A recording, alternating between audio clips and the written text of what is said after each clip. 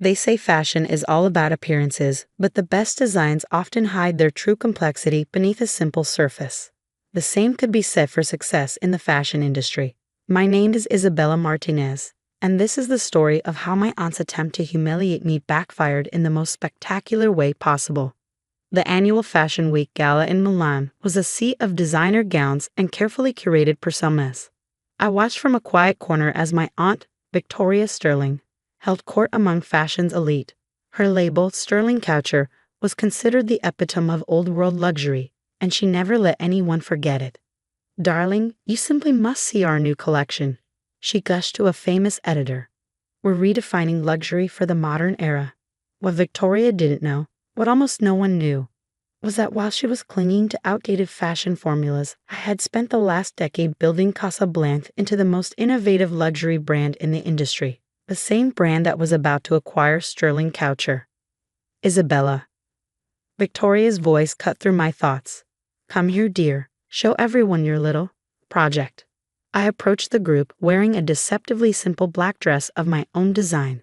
The construction was revolutionary, using techniques I developed in my little workshop, but to Victoria, it probably looked plain compared to her over-embellished creations. "My niece," Victoria announced to her audience, "runs a small dressmaking shop. Very artisanal." The way she said it made it sound like a quaint hobby. "How interesting," murmured a fashion journalist. "In these days of fast fashion, it's nice to see someone keeping old traditions alive." Victoria's smile was pure condescension. "Yes, Isabella has always been traditional."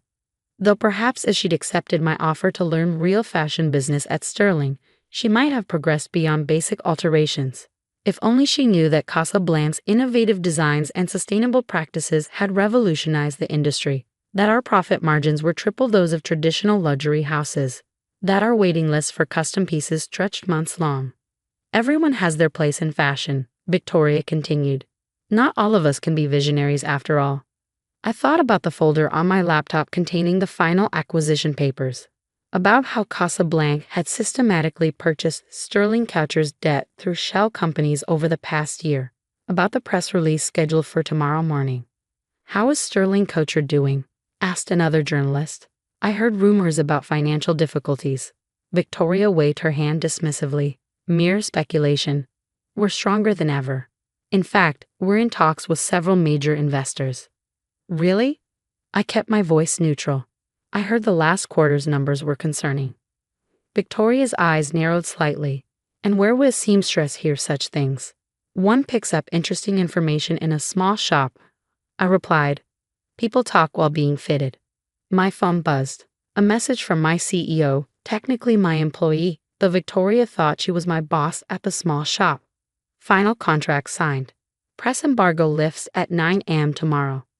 Perfect timing. Victoria's latest collection was set to debut at 10 a.m.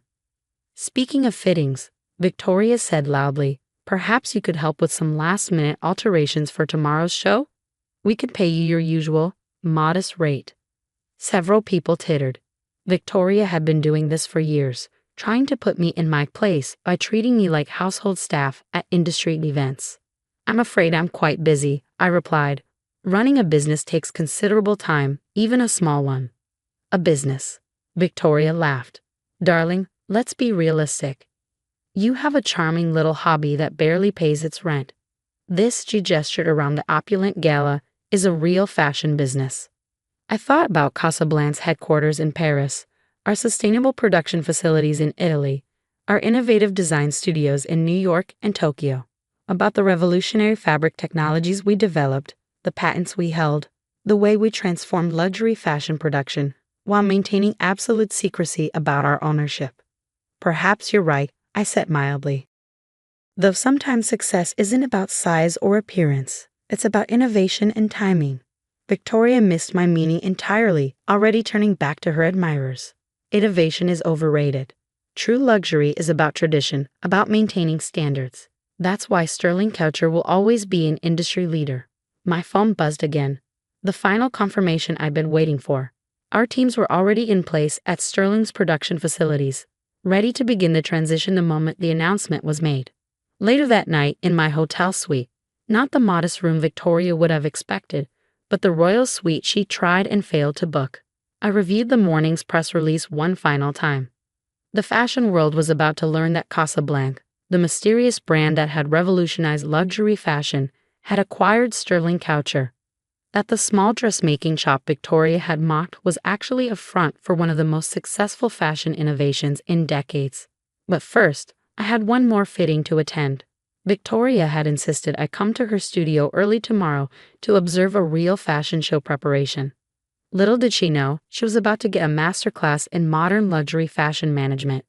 The morning of Sterling Couture's fashion show dawned bright and clear in Milan. I arrived at Victoria's studio at 7 a.m., watching the chaos unfold from a quiet corner. Models were being fitted, makeup artists were rushing about, and my aunt was in full director mode. No, no, no, Victoria shouted at a trembling assistant. The sequins must catch the light exactly right. This is luxury fashion, not some department store display. What she didn't notice was that several key people in the room, her production manager, head of PR, and chief financial officer, were glancing at their phones with increasing frequency. The press embargo would lift in exactly 1 hour. Isabella. Victoria spotted me. Come see how real fashion is created. Though try not to get in the way, we can't have any amateur interference today. I smiled, thinking of the 3 Casablanca shows I'd already orchestrated this week under my secret identity as the brand's founder. Of course, I'm here to learn. If only you'd shown such interest years ago, she sighed dramatically. You could have been part of all this. Instead, she gestured at my simple black dress, the same one from last night. Well, we all make our choices. My phone buzzed. A message from Casablanca's PR team. Financial press has the story. Fashion blogs are getting wind of it. Countdown to announcement, 30 minutes. Victoria was still lecturing about the importance of proper fashion management when her PR director approached, looking nervous. Miss Sterling, there's some unusual activity on social media. Rumors about sterling couture. Probably just excitement about today's show, Victoria said dismissively. Though do make sure those photos from last night's gala are prominently featured. The one with the Vogue editor especially. It's not about the show, the PR director said carefully. It's about ownership changes. Major financial news sites are hinting at a significant announcement. Victoria's face tightened. What ownership changes? That's ridiculous. We've been approached by investors, yes, but nothing is final. Actually, I said, checking my watch, something is very final. In about 15 minutes, to be precise. She turned to me, confusion crossing her features. What are you talking about? Perhaps we should step into your office, I suggested. There are some things you should hear before the press release goes live. The next few minutes were surreal, as we sat in Victoria's opulent office, all gold fixtures and oversized fashion photographs. I watched her world slowly unravel. Casablanca, she whispered, reading the press release I'd handed her. But they're the most innovative luxury brand in the industry. They've revolutionized everything from fabric technology to production methods. Yes, I agreed. We have. We. Her head snapped up. What do you mean we? I founded Casablanca 10 years ago. That little dressmaking shop you love to mock? It's where we test new designs and techniques before implementing them across the brand. Victoria's hands were shaking.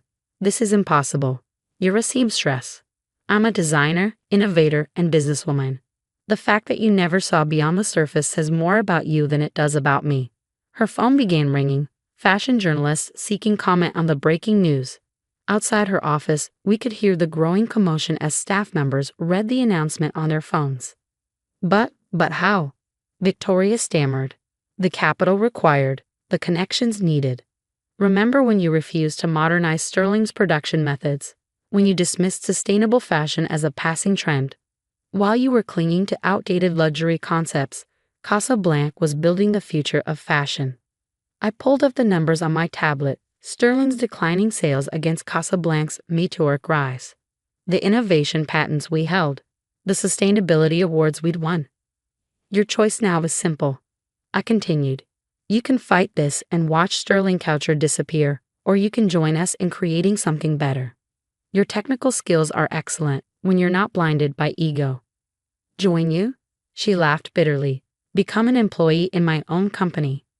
No, become a partner in a bigger vision. Sterling Coucher's heritage combined with Casablanca's innovation could create something extraordinary. The office door burst open, her CFO rushing in with panic in his eyes. Victoria, have you seen the news? Casablanca, they've acquired controlling interests. Our stock is soaring. Yes, Thomas, she said quietly. I've just been talking with Casablanca's founder. She looked at me with new eyes, seeing beyond the simple black dress for the first time. My niece, apparently. The transformation of Sterling Couture began immediately. We maintained the brand's heritage while modernizing its approach. Victoria, once she got over her shock, proved to be a valuable partner, her eye for classical luxury complementing Casablanca's innovative techniques. The fashion press had a field day with the story. Fashion's greatest revelation. Casablanca founder unveiled, read one headline. From seamstress to fashion empire, the industry's best-kept secret, declared another. A year later, I stood on the runway after our first combined show, Sterling by Casablanca. The collection married Victoria's classic sensibilities with our cutting-edge technology. The result was extraordinary. Victoria approached me as the applause died down. I've been meaning to ask, that black dress, the one you wore to the gala, it wasn't simple at all, was it? I smiled. Look closer. I showed her the seams, the innovative construction, the way the fabric responded to movement. Sometimes the most revolutionary designs look deceptively simple on the surface. Like a successful businesswoman disguised as a seamstress, she shook her head ruefully. I should have known. Your grandmother, my sister, she always said you'd surprise us all someday. The mention of my grandmother, the woman who taught me my first stitches and encouraged me to dream bigger, wrought a wave of emotion. She hadn't lived to see my success, but she believed in it from the start. She also said something else. I reminded Victoria that true luxury isn't about labels or logos. It's about quality, innovation, and respect for the craft. Victoria finished. I forgot that somewhere along the way. Got caught up in the image rather than the substance. These days, our combined brands lead the industry in both innovation and classic luxury. The small dressmaking shop still operates, now openly acknowledged as Casablanca's research and development hub. Young designers vie for the chance to work there, learning that true fashion innovation can come from the most unexpected places. Last week, I overheard Victoria telling a group of fashion students, success in this industry isn't about who you appear to be. It's about what you can create, what you can innovate, and most importantly, what you can see in others. She caught my eye across the room and smiled. The aunt who had once dismissed me as just a seamstress had learned to look beneath the surface. And in doing so, she helped create something greater than either of us could have built alone. Because sometimes the best revenge isn't about destroying someone's empire, it's about showing them a better way to build one. I didn't plan the party to prove anything. I planned it because no one else would. My parents were coming up on their 40th anniversary, and my sister floated the idea of a small celebration, maybe just a lunch she'd texted in the group chat. My brother replied with a thumbs-up emoji. Then nothing.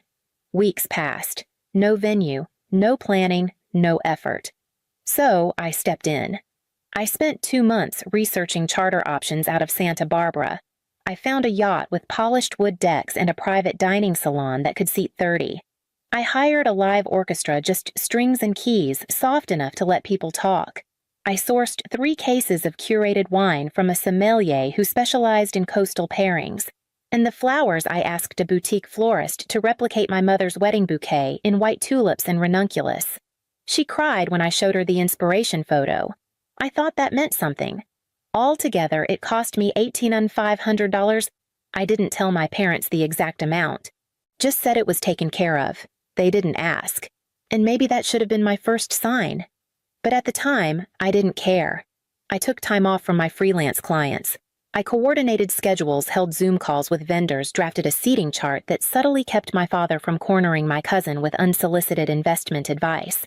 Every detail was thoughtful, precise, not because I wanted recognition, but because I believed this would finally be a moment where we stood side by side, not in roles, not me as the helper, the organizer, the quiet one who fixes things, just me, their daughter, present. The final invoice came through a week before the event. I paid it without flinching. And then, almost immediately after my aunt texted, the tone was casual, almost flippant.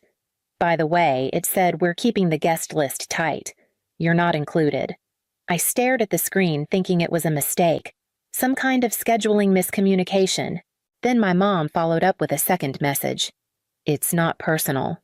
Hope you understand." I didn't answer. I didn't call. Instead, I just sat there holding my phone trying to remember the last time they looked at me like family instead of staff. I kept staring at the message like it might rewrite itself if I waited long enough. "We're keeping the guest list tight. You're not included. No apology, no explanation. Just that." At first, I thought maybe she'd sent it to the wrong person. I waited for a follow-up, some kind of correction. "Oops, wrong thread." Or even a laughing emoji. But nothing came. Just silence. Then my mother's name popped up on my screen. I opened the message.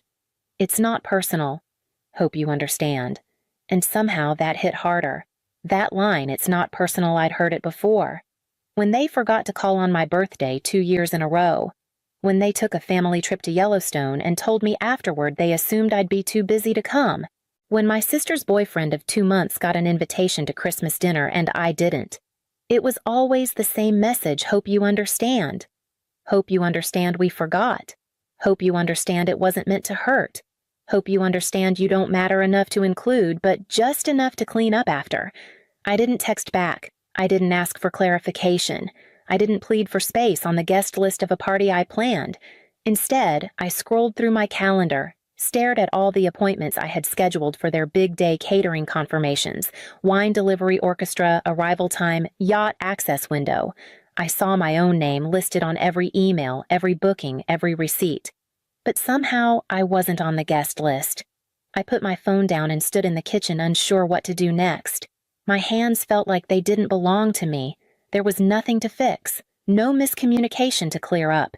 They had made their decision. And for the first time in a long time, I realized I could make one too. I didn't tell anyone what I was about to do. Not my friends, not my siblings. Especially not them. I opened my laptop and pulled up the contract for the yacht. The cancellation window was still open, though, barely. I sent an email to the coordinator citing a change in event terms and requested the deposit be returned. Within minutes, I received a confirmation. Next was the orchestra. The lead violinist had been kind in every call he'd even offered to shorten the set when I asked about budget limits. I messaged him directly, told him the event had been reshaped, and asked to pause the remaining balance. He replied with grace. Said he understood. The wine shipment was trickier. The sommelier was already packing crates ready to deliver. But when I flagged the order and explained that the party had changed drastically, she agreed to hold. No refund, but no delivery either. I could live with that.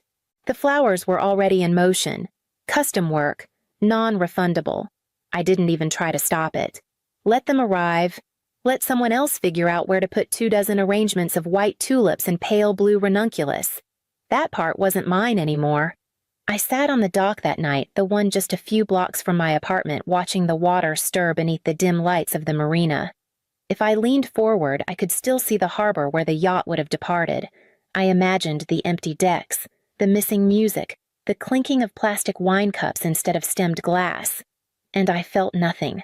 Not anger, not revenge, just distance. A clean detachment from something I had once tried so hard to be part of. They made it clear I wasn't invited. I just made sure they noticed I was gone. The morning of the party, my phone started ringing just after 6. I was still in bed. Eyes barely open the sun, just beginning to cut through the blinds. I didn't pick up. The first few calls came in quick succession, my dad's name lighting up the screen each time. No voicemail, just silence after silence. By the 4th call, I turned the phone over so I wouldn't see it vibrate. By the 7th, I put it in the drawer beside my bed and shut it completely. I already knew what this was. The music hadn't shown up. The wine hadn't arrived. The yacht never pulled into the dock. The party was unraveling, and now, they remembered me. I spent the next few hours like I had nowhere to be. I brewed coffee, ate, slowly walked down the street to the corner bakery, and bought myself a croissant, something I never did when I was still busy fixing other people's emergencies. I sat on the bench outside watching people with somewhere to be rushed past. I didn't think about the party. I didn't think about the guests or the moment someone realized there was no orchestra tuning up or wine being poured. I let myself enjoy the fact that I had no role today, no clipboard, no calls to return. At noon, I turned my phone back on. 11 missed calls, 10 from my dad, 1 from my aunt. I let it ring once more. Then I picked up. He didn't yell. He didn't apologize. He just asked Alira what happened, like it was some unexplained event, like I'd gone rogue without warning, like the exclusion, the dismissal. The text, "You're not included," had never happened. I paused for a second. Then I answered the only way I could. "It's not personal," and I hung up.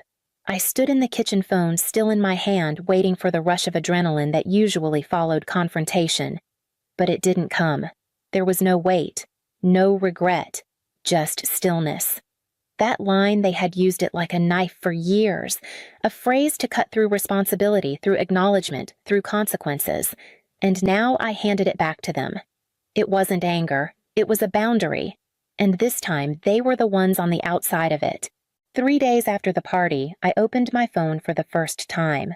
There were no missed calls, no texts, no voicemails, just quiet like I'd slipped through a crack and no one noticed.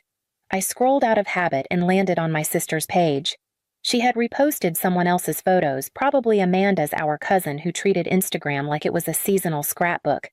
The caption read, "A beautiful celebration for 2 beautiful people." But the photos told a different story.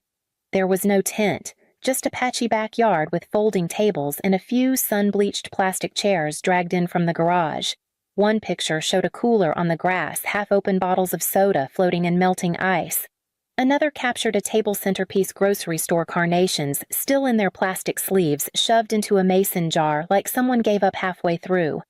In one frame, my dad stood near the fence, arms crossed, looking off toward nothing. He wore a dress shirt that didn't fit quite right. In another, my mom posed with 2 of her sisters. Her smile was stiff. Her eyes were puffy. I could see the line of uneven makeup under one of them. I stared at the photos longer than I meant to, not out of regret, but curiosity. It was like watching a version of reality I'd quietly been edited out of. They had a party. They celebrated.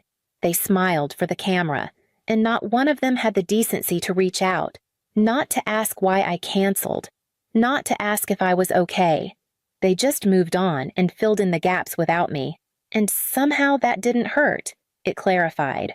Because when I looked at those photos, I didn't see something I missed. I saw something I refused to carry anymore. The photos didn't make me sad. They made me take inventory of every task I'd taken on over the years without hesitation. Every time I drove 2 hours to fix the garage door or reprogram their thermostat. Every time I filed their taxes because you're so good with numbers. Every time I paid off a bill they casually mentioned over dinner and never brought up again. 2 years ago, I covered a $2,800 roof repair when my dad sighed about a leak and then stared at me for a beat too long. I wired the money that night. No one acknowledged it except my brother, who sent a thumbs-up emoji when the roof held through the first storm. I kept their HVAC system under my name because I'd signed up for the plan during an emergency winter breakdown. I paid their annual service fee, automatically $315 a year. I'd almost forgotten it existed until I saw the charge again last month. And it wasn't just money. It was time. It was my Saturday afternoons. It was my quiet mornings spent researching the cheapest contractors, the fastest printers, the best sales on whatever it was they'd forgotten to plan for. It was emotional labor disguised as helpfulness, masked by politeness, never once mistaken for love. So I stopped. I logged into every account with my name on it. Removed saved payment methods, canceled subscriptions, deleted reminders. I made calls, closed accounts, transferred responsibilities. It took a full afternoon, and when I finished, I didn't feel guilt. I felt lighter. That evening, I pulled out a half-finished side table I had abandoned months ago. I sanded the edges, glued the joints, and ran my fingers along the frame. There was peace in that building, something that didn't need me back. Something that stood because I chose to give it structure, not because it demanded it. And for the first time in years, I realized how quiet my life could be, when it wasn't being spent on someone else's unfinished mess. The message came in just after noon. Amanda, hey, your sister's been saying you ghosted the party, that something's going on, that they're worried about your mental health. I stared at the screen, not surprised, but still stunned. Ghosted, I planned the entire thing, paid for it, orchestrated every vendor and detail, and now I was a no-show with a supposed breakdown. They weren't just erasing me, they were rewriting me. I didn't even hesitate. I opened my receipts folder. Screenshot after screenshot, paid invoice for the yacht, the wine order confirmation, the paused catering contract. Then the text from my aunt, "You're not included." Then my mom's follow-up, "It's not personal." I sent them all to Amanda in a clean, quiet thread.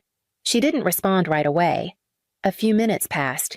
Then, "What the hell?" "I had no idea. They made it sound like you were unstable." Unstable. That word stayed in my hands longer than the phone itself. After everything I had done the moment I stopped performing, they didn't ask why. They just filled the silence with something that made them feel better. I replied simply, "I didn't ghost the party. I wasn't invited to it." She didn't argue. I wasn't trying to stir things up. I wasn't looking for sides or sympathy. I just needed one person to see it clearly. I needed the truth to live somewhere outside of me. Amanda said she believed me, said it made sense now why the wine didn't show why the tent never arrived. They didn't say any of that, she wrote. Of course they didn't. I put down the phone and felt the difference instantly. Not relief, not validation, just clarity. The kind that doesn't beg to be understood. It just exists. The first message came 2 days after Amanda's. My brother. "Hey, not sure if you heard, but the internet's been down all morning. Dad's losing it. Know anything about routers?" I didn't respond. The next day, my mom, "Hi, Elira. The microwave's acting up again. Not urgent, but if you have a minute." Still nothing. Then my dad sent a photo. The garage door motor, half disassembled wires exposed. No words, just the image like I'd see it and come running. I didn't. I stared at it for a few seconds, then closed the message and got back to my grocery list. It kept happening every couple of days, a new text, a new problem. The gutters were backed up. The printer wasn't connecting. They couldn't remember how to access their tax files. Not one of them said sorry. Not one acknowledged the party. The messages weren't about mending anything. They were about maintenance. They weren't missing me. They were missing the unpaid labor. And I wasn't offering it anymore. I spent my time in smaller, quieter ways. I built a narrow shelf for the hallway. I went to a weekend flea market just because I could. I started going to bed earlier without the anxiety that someone might call with a crisis disguised as casual conversation. They used to treat my silence like a phase, something temporary, something to wait out. But this wasn't silence. This was a boundary. A firm, unfamiliar edge they couldn't reach past. And when they realized they couldn't cross it, they didn't apologize. They scrambled. Amanda texted me on a Thursday afternoon. Just said she was in town and had something she wanted to say in person, no pressure. We met at a quiet coffee shop a few blocks from my place. She looked nervous, which wasn't like her, and she didn't waste time. "I think your mom's actually going to therapy," she said. "For real. Like weekly sessions. She told my mom it started after the party. After you went silent. I didn't say anything. I just waited." She broke down when she tried to plan Thanksgiving, Amanda added. "No one volunteered to help. My dad told her, 'We're not doing that again.'" That's when she admitted everything. Not just about the party. About how she's treated you for years. Amanda paused, then reached into her bag and pulled out a folded sheet of paper. She slid it across the table. "It's from your dad," she said. "He asked me to give it to you." I unfolded it slowly. One sentence written in shaky all-caps handwriting I recognized instantly. "I'm trying to learn how to be a dad." No greeting. No signature. Just that. And yet somehow it landed deeper than all their forced smiles and polite excuses over the years. There was no pretending in that sentence. Just an awkward, raw attempt at honesty. I slipped the note into my bag and nodded. Amanda didn't press. She just said, "Whatever you decide, I get it," and left it at that. That night I sat at my desk with a blank card. I didn't want to undo the distance I'd built, but I also didn't want to ignore what felt like their first real step. So I wrote, "I'm not ready to return. But I'm open to something honest. I didn't sign it with love. Just my name." Then I sealed the envelope, placed it by the door, and told myself I'd mail it in the morning. Months passed and the quiet held. No chaos, no guilt-laced requests, just space. I spent my time in ways that didn't involve fixing things. I hiked canyon trails I'd always said I was too busy for. I cooked meals slowly without glancing at the clock. I built a bench for my front porch out of reclaimed cedar and sat on it with a mug of coffee each morning, watching the light change. I slept better than I had in years. Then one day a message came from my mom. It wasn't long, just that they wanted to meet if I was willing. No demands, no manipulation. I sat with it for a few days before answering. We met at a small cafe halfway between our homes. Neutral ground. They were already seated when I arrived. My dad stood when I walked in an old habit he hadn't dropped even after everything. My mom looked tired but more present than I remembered. They didn't start with excuses. They didn't list their regrets like a script. They just looked at me, and then my mother said, "We're sorry, Elira, for the way we treated you. For making you feel like help instead of family." My dad nodded. We should have known better. The words weren't polished, but they were real. And for once they weren't trying to speed past the discomfort. I let the silence hang before I answered. "Thank you," I said. "I heard you, but I'm not coming back, not yet." My mom blinked, but didn't argue. My dad looked down at his hands. I stood and neither of them reached for mine. I left without anger, without a need to explain. Some doors don't slam. They just close quietly, cleanly, and you realize the lock was always on your side. I was parked behind the hospital again, windows cracked just enough to keep the fog from clinging to the glass. My scrubs still smelled like bleach and cafeteria coffee. I'd worked a double shift and my spine felt like it had folded in half, but I couldn't bring myself to recline the seat. Sleeping in my car was a decision I kept pretending was temporary.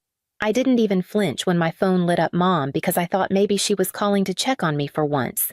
Instead, I heard her sob before she even said hello. "Mira, we're going to lose the house." I didn't speak. I let the silence stretch, waiting for the rest of the story. I'd been down this road with her before. Crisis apology, a promise to do better. Then another mess. Your father. He made some bad decisions. It's bad this time. 350,000. 350. My voice barely rose above a whisper. "Dollars," she said. "They're foreclosing next month." I leaned my head back against the seat. That house hadn't felt like mine in years, not since high school, not since Owen started skipping school and crashing into things and still got tucked into bed like a saint. But still, that house was the front porch where I'd carved my initials into the railing with a fork, the stairs I used to sit on Christmas mornings waiting for permission to open one gift. "What happened to Grandpa's inheritance?" I asked. There was a pause. Then we gave it to Owen, to help with his startup. It's been a hard year for him. Of course it had.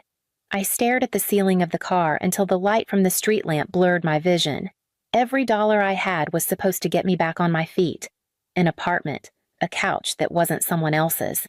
Instead, I found myself scribbling numbers on the back of a parking receipt, calculating what I could pull from savings, how much of a loan I could get approved for without crashing my own credit. "You're all we've got left," she said. I didn't respond. The next morning, I walked into a bank with a manila envelope and walked out with less than I'd ever had. A week later, I handed my parents a folder of cashier's checks. My mother fell to her knees. My father clutched my shoulder like he'd just remembered I existed. "You saved us," he whispered. "You're our hero." I almost believed him. I stayed at their house that night, though I barely slept. The living room looked the same as it always had, photos of Owen on every surface, football trophies polished and centered like family relics. Not a single picture of me past the age of 12. In the morning, over burnt toast and instant coffee, I asked it plain. "What happened to the money Grandpa left you?" They both stiffened just slightly. My mother looked at my father, then back at her mug. "We used it to help Owen get back on his feet," she said, like she was repeating a rehearsed line. "His business needed a little push." I didn't ask what business. I already knew it had failed, like the last one, and the one before that. I stared at the crumb-covered countertop, thinking about the year I'd worked overtime to buy my own nursing textbooks while Owen got bailed out of a DUI by borrowing from their retirement fund. He was struggling, my father added, not quite looking at me. You know how hard it's been. I nodded slowly. I knew. I knew what it was like to be 14 and grounded for missing curfew while Owen snuck in drunk and was told boys will be boys. I knew what it was like to sit through dinners where every story was about his baseball games, his girlfriends, his plans, while I passed the potatoes and pretended not to exist.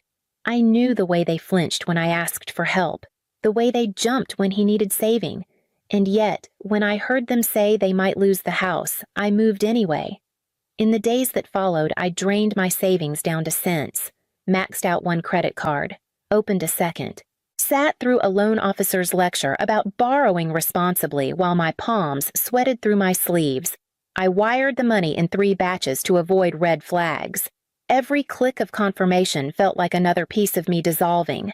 The day the payment cleared, I called my parents. "It's done," I said. I didn't expect tears, but I got them. I didn't expect the social media post either, a photo of the front porch with a caption that said "family above all," like I'd always been part of that slogan. The next morning they invited me over for dinner. My father grilled steak. My mother made peach cobbler. We ate on the back deck like nothing had ever been broken. They toasted to me with cheap wine and called me their miracle. I lifted my glass, smiled, and pretended not to see the 2 plane tickets tucked beneath a stack of mail on the kitchen counter. The manila envelope was heavier than it should have been, just a stack of receipts, confirmation letters, notarized forms. But holding it felt like holding the weight of my last 5 years, every shift, every skipped vacation, every quiet sacrifice I never told anyone about. I walked up the porch steps and knocked, even though I had a key. My mother opened the door before I could knock again. Her eyes were red, but her lipstick was fresh. "Oh, sweetie," she breathed. "Come in." I handed the envelope to my father. He didn't open it.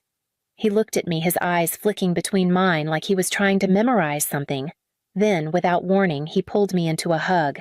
It stunned me so much I didn't move. His arms wrapped around me tight. I hadn't felt that since I was a kid, before the silence, before the distance, before Owen became everything. "You're our girl," he said. "You saved us." My mother nodded, eyes brimming. "You're an angel, Mira. Truly." I stood in that foyer between the 2 of them, feeling something like warmth and something else like danger. They asked me to stay for dinner again. We took a photo, me between them, my mom's hand on my shoulder, my dad still holding the envelope like it was sacred. That night, they posted the photo to Facebook with a caption that read, "When your daughter is your guardian angel." The comments poured in. People I hadn't heard from in years messaged me to say how proud they were, how lucky my parents were to have me, how I was an inspiration, and for a few brief hours I let myself believe it, that maybe things were changing, that maybe this was a turning point, that maybe, just maybe, I wasn't invisible anymore. After dinner, my father walked me to the door and pressed the envelope back into my hands. "Keep it," he said.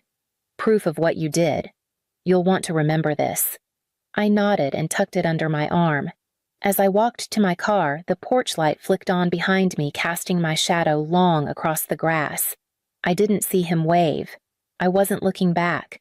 The sun was just starting to rise when I pulled into the neighborhood. Pine shadows stretched across the street like long fingers, and dew clung to the edges of every mailbox. I was too tired to think, too tired to feel anything but the ache behind my eyes and the sting in my knees from a 12-hour shift on hard tile floors. I turned the corner and slowed. Something was wrong. The driveway was empty. No cars, no bikes, not even the rusted lawn chairs that usually leaned against the siding. I pulled up to the curb and stepped out. The flower beds were ripped up dirt, scattered like someone had been in a hurry. The curtains in the front windows were gone. Not drawn gone. I climbed the porch steps already knowing. My key slid into the lock too easily. Inside, the house was gutted. The framed photos were off the walls. The living room rug rolled and missing. Even the cheap brass lamp from the corner was gone. And on the floor in the center of the bare hardwood was a white envelope. My name, just Mira, scrawled across the front in rushed, blocky pen. I picked it up, opened it with steady fingers. Thanks for clearing it. We didn't want to live with a loser. Don't call. No signature, no apology, just that. I stared at the words until they blurred. Then I folded the note back in half, sat down on the floor, and let the silence press against my shoulders. I didn't cry. I didn't scream. I just let the truth settle. This wasn't a surprise. It was a confirmation. A cruel kind of clarity I'd been avoiding for years. They hadn't changed. They never would. I tucked the letter into my jacket pocket and stepped outside. Neighbors were walking dogs, sipping coffee, waving like everything was normal. I nodded back, smiled even. Because what they didn't know, what my parents didn't know, was that when I handed over that envelope of cashier's checks, I also handed the county clerk a different one. One with a deed transfer form inside. Quiet, legal, notarized. They sold the house. But it wasn't theirs to sell. 2 weeks earlier, I sat across from them at the kitchen table, a stack of papers between us and a ballpoint pen warming in my palm. It's just refinancing paperwork, I said, steady neutral. Helps clean up the title and lowers the interest on what's left of the lien. I'll handle the rest with the bank. My mother skimmed the pages, barely glancing at the lines before signing. My father cracked a joke about trusting me with more paperwork than he'd trusted any lawyer. Then, he signed to his name bold and rushed across each page. I'd triple-checked every line beforehand. The deed transfer was tucked neatly into the packet buried between 2 generic disclosure forms. Filed under the same case number notarized the next day. No tricks, just precision, just the law. The clerk at the county office had raised an eyebrow. Putting the title solely in your name, I nodded. I'm covering the full balance. Just making sure the records reflect that. Now, standing in the empty living room, I took out my phone and dialed the title office again. Hi, this is Mira Lowell. I just need confirmation the title transfer went through. Give me 1 moment, the woman said. I listened to the tapping of keys, a printer in the background, the hum of someone pulling up proof. Yes, Ms. Lowell. The transfer was processed and filed 2 weeks ago. You are the sole legal owner. Thank you, I said quietly. They had left the house with furniture photos, every trace of sentiment, but not the one thing they thought they had taken. I walked out to the porch phone, still warm in my hand, and stared out at the quiet street. The sky was softening to daylight. A few early joggers passed oblivious. I took a breath. They thought they'd erased me, but I was still here. I owned every inch of what they tried to steal, and they were about to find out.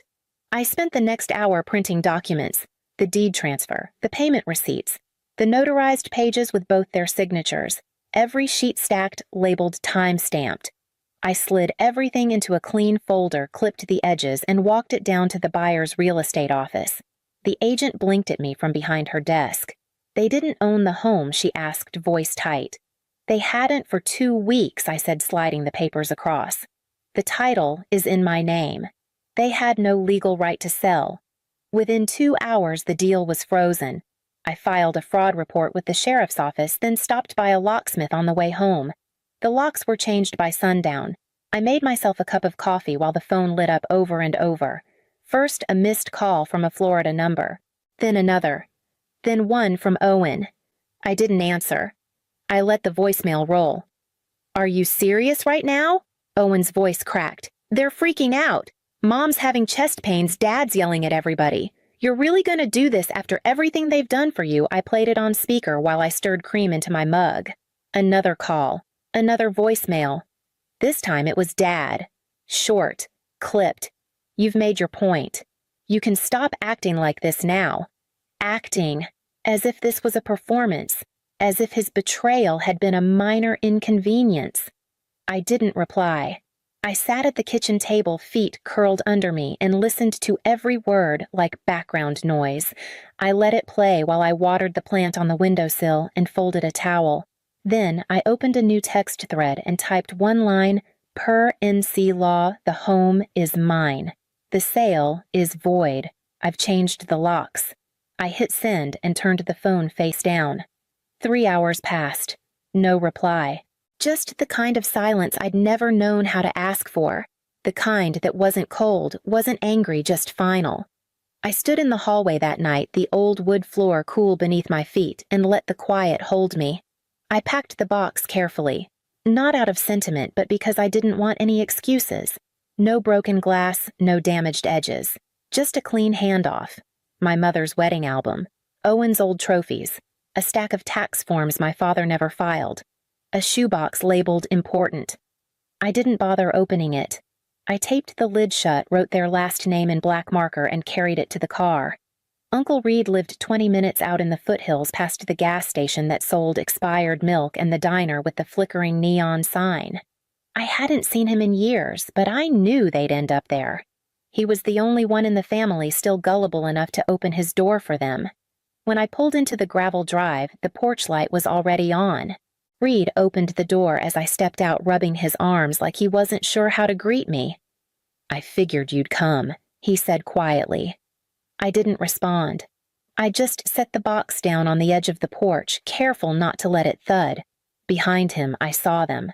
My mother, thinner than I remembered, hair pulled back in a messy knot.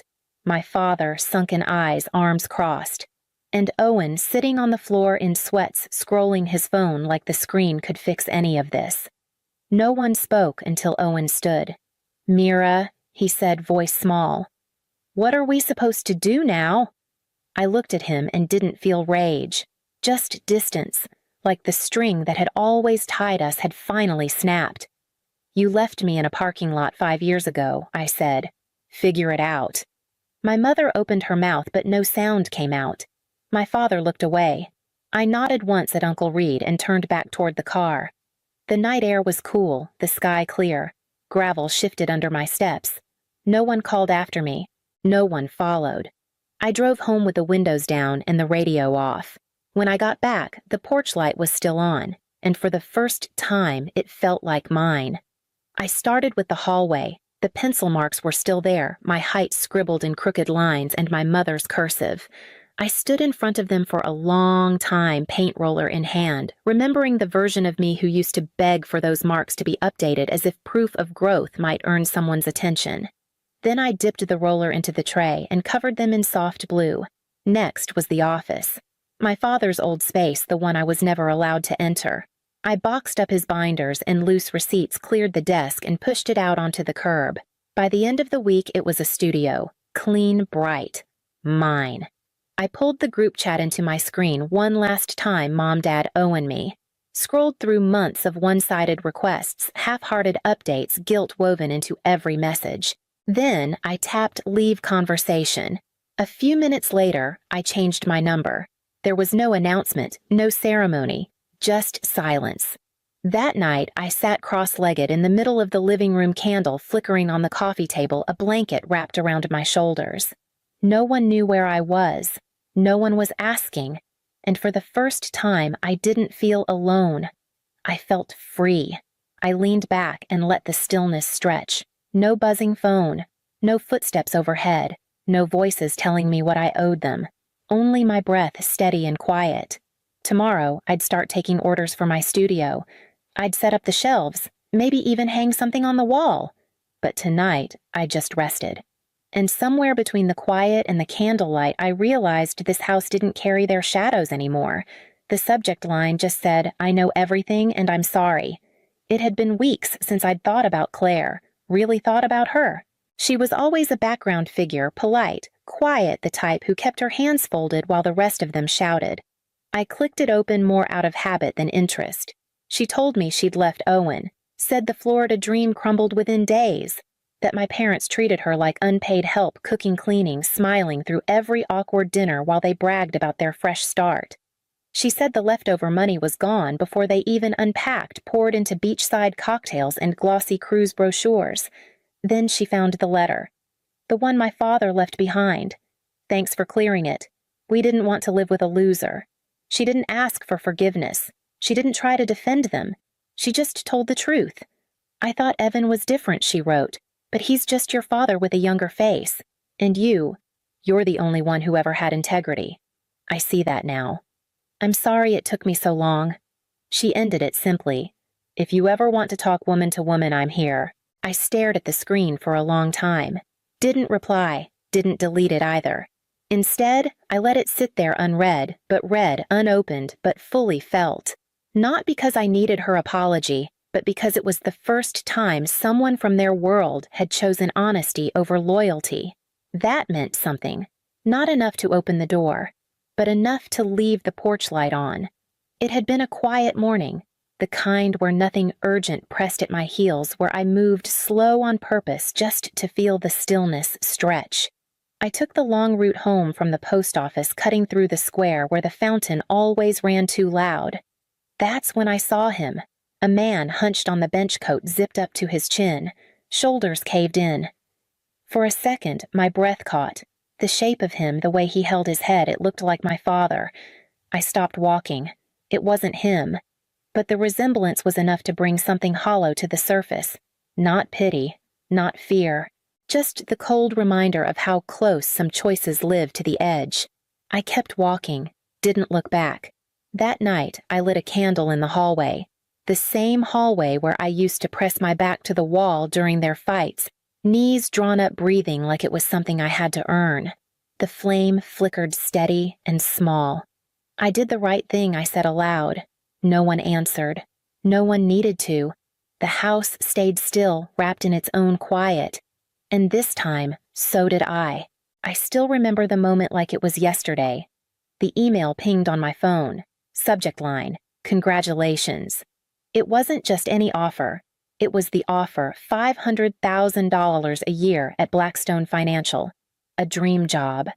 My heart raced as I stared at the words, unable to process the reality of it. For years, I'd scraped by, working 2 jobs, paying bills, and cutting corners just to stay afloat. The thought that this kind of opportunity was finally mine felt surreal. I stood in my tiny apartment, gripping my phone tightly.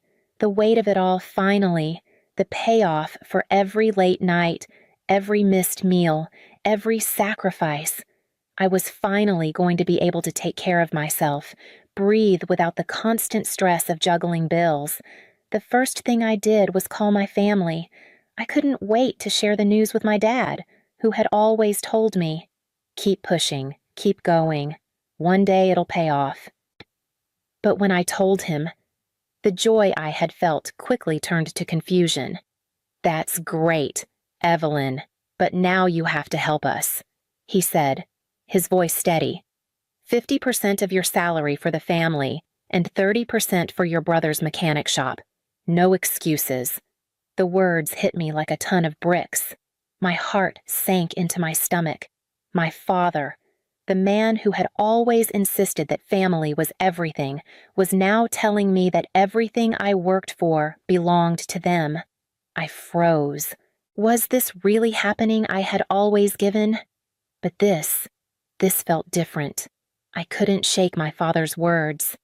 50% for us, 30% for your brother, he'd said, like it was the most reasonable request in the world. His voice, always so sure of itself, never wavered.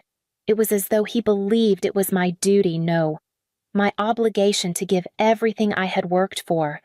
He didn't even pause to consider my excitement, my relief, my chance to finally breathe easy. You know we raised you, Evelyn, he continued, the tone of authority never faltering. You were given everything. Now it's your turn to take care of the family. My heart raced as I sat down, struggling to comprehend what he was asking. How could he think this was acceptable? He'd never worked a full day in his life, never understood the value of the hours I spent grinding away at multiple jobs just to stay afloat. I had spent years supporting them, paying bills I shouldn't have had to. And now, this was his response to my success. I wanted to scream. I wanted to tell him that I had earned this, that my life was mine now. But when I looked at him, his weathered face, his tired eyes, I felt the familiar weight of obligation that had always kept me in check. He was my father, after all. My mind raced, but all I could manage was a strained, I can't just give you that much. Dad. He didn't hesitate. You'll manage. You don't need to live on that much. What matters is the family. Your brother's shop is struggling, and we need the support. We raised you. We gave you a roof over your head. Now it's time to pay us back. I felt trapped, suffocated by his words. My dream job, the one thing I'd worked for all these years, was suddenly tainted by a demand that nearly wiped out everything I had. I tried to hold my ground, but my resolve wavered under the weight of his expectations. Could I really turn my back on them? Could I really refuse when they had raised me, when they had always been my family? My hand shook as I hung up the phone. What was I supposed to do now? At first, I laughed it off. I thought maybe my dad had lost his mind for a moment, or that he was just trying to test me. Surely, he didn't mean it. But then the calls kept coming, the text messages, my mother's soft voice asking when I could send the next payment for the utility bills, my brother, Mark, casually mentioning how his mechanic shop was struggling, almost as if it were a given that I'd help. I tried to brush it off, to convince myself it wasn't as serious as it seemed, but every conversation, every demand chipped away at my resolve. My father's voice grew more insistent, more entitled. You've always helped, Evelyn. We need you now more than ever.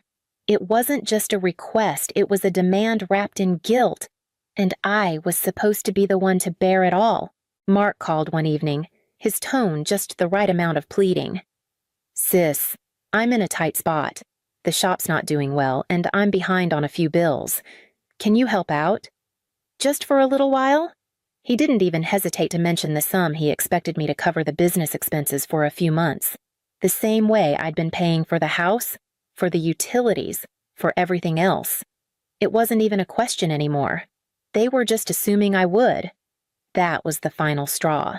I sat there, staring at my phone, feeling the weight of their dependence on me suffocating me. I had been the safety net for so long, but it was clear now that I wasn't just helping them, I was enabling them. I was losing myself in the process, drained by their constant demands, by their expectation that I would always be the one to fix everything. That night, I packed my things.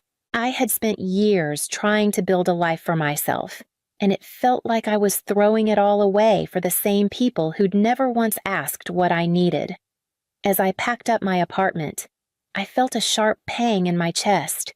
It wasn't just about the money, it was about the years I had sacrificed, about the pieces of myself I had given up. But as I closed the door behind me, I knew I couldn't keep living like this. I had to reclaim control, even if it meant letting go of everything that had tied me to them. It was time to choose myself. The first few days felt like a weight had been lifted off my chest. For the first time in years, I had my full salary to myself. I didn't have to think twice before buying what I wanted, whether it was a decent meal at a nice restaurant or a brand new pair of shoes I'd always eyed but couldn't afford. I joined a gym, something I had put off for so long because I couldn't justify the cost. I even took a trip to the local spa, something so simple yet so luxurious. The feeling of having money and, more importantly, having control over it was a freedom I hadn't known in so long. I was finally able to breathe without the constant pressure of bills piling up, without the nagging feeling that I was just a bank account to my family. But that freedom didn't come without its price. It started with a single text from my father, the words carefully chosen, designed to guilt-trip me into submission. Evelyn, we've always been here for you. Why can't you help us now? It was followed by dozens more, each one more desperate, more accusatory. Your brother is struggling, my mother wrote, and you can't just leave us like this. At first, I ignored them. I needed space. I needed time to enjoy what I had worked so hard for. But as the days passed, the texts kept coming, followed by endless calls. My father's voice on the other end of the line grew more insistent with each conversation, a mix of frustration and sadness. How could you do this to your family? Evelyn, My brother, Mark, didn't waste any time either. This is selfish. He texted, "You were always there for us before. Why now? Why are you abandoning us?" The guilt gnawed at me, like a constant hum in the back of my mind. It was hard to ignore, especially when I could hear their hurt in every message, every call. I couldn't escape the feeling that I was betraying them, even though I knew in my heart I was doing what was right for me. The freedom was mine. But at what cost would I ever be able to truly enjoy it without wondering if I had made the right decision? The first legal letter arrived in the mail a week after I stopped paying the bills. It was a formal notice, thick with legal jargon and the kind of cold authority that made my stomach twist. My father was suing me for filial abandonment, claiming I had neglected my family's needs and that, as his child, I was legally obligated to provide for them. He demanded that I pay a substantial sum in support and threatened further legal action if I didn't comply. I couldn't believe it. This was a man who had spent his entire life avoiding responsibility. Yet here he was, trying to make me pay for his and the family's failures. My hands trembled as I read the letter, the audacity of it taking a moment to settle in. I wasn't just facing a family dispute anymore. I was being dragged into a legal battle that I hadn't anticipated. The weight of it all hit me that afternoon. How had it come to this? How had the people I had always tried to help, the ones I had sacrificed everything for, turned against me like this? I knew I couldn't face this alone.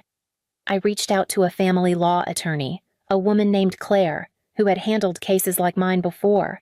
When I explained the situation, Claire listened quietly, taking notes, her face unreadable. "This isn't just about family dynamics," she said, her tone firm. "There's more at play here. Evelyn, your father's claims are not just emotional, they're financial. That's when it all started to unravel. Claire helped me dig into my father's financial history, and what we found sent a chill down my spine. There were hidden assets, money moved between accounts without my knowledge, and debts he had never disclosed. It became clear that my father had been manipulating not just me, but the entire family for years. The trust fund, the money he had claimed to use for my mother's medical bills, none of it had gone where it was supposed to. It was all a lie. I was furious, but at the same time, a weight lifted. I wasn't just being wronged by a family member. I was being deceived by a man who had hidden the truth from all of us. This was bigger than I thought, and I was no longer just defending myself. I was preparing to fight back. I hadn't expected it, but the more Claire and I dug, the deeper the web of lies became. We poured through every financial document we could find: bank statements, tax records, old files, anything that might give us a glimpse of the truth. And then we found a dusty, yellowed envelope tucked deep in one of my mother's old filing cabinets. It was labeled with her handwriting, "Trust Fund Medical Expenses."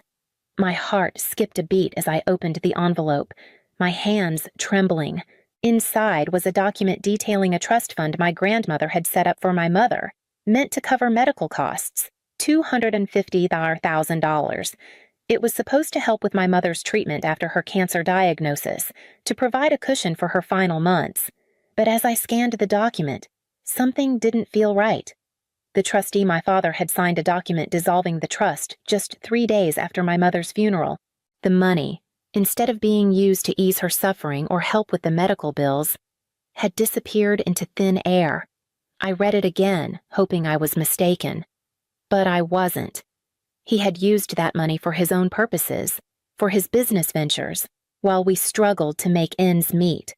The very money that could have lifted so much of the burden I had carried for years gone. The reality of it hit me like a punch to the gut. My father, the man I had respected, had turned out to be nothing more than a liar. A man driven by his own greed, hiding behind the illusion of caring for his family. For years, I had been paying off debts, working myself to the bone, thinking I was helping them with their struggles.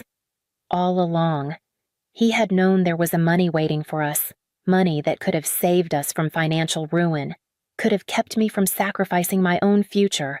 The betrayal cut deeper than I expected. My father's actions shattered any semblance of trust I had left in him.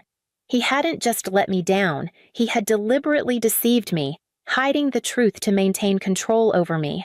I felt nauseous, betrayed in a way I hadn't thought possible. This wasn't just a family issue anymore, it was about the money, the lies, and the years of manipulation I had endured. The weight of the truth was suffocating, but now that I knew, I couldn't ignore it. It was time to confront him. The anger I felt was no longer just a passing storm. It had become a driving force. I couldn't let my father get away with this, with all the years of manipulation and deceit. I had given so much of myself, and now, knowing what I did, I wasn't about to back down. I called Claire first thing the next morning. "It's time to fight back," I told her, my voice steady but resolute. "I'm countersuing. This isn't just about the trust fund. It's about everything he's done to us."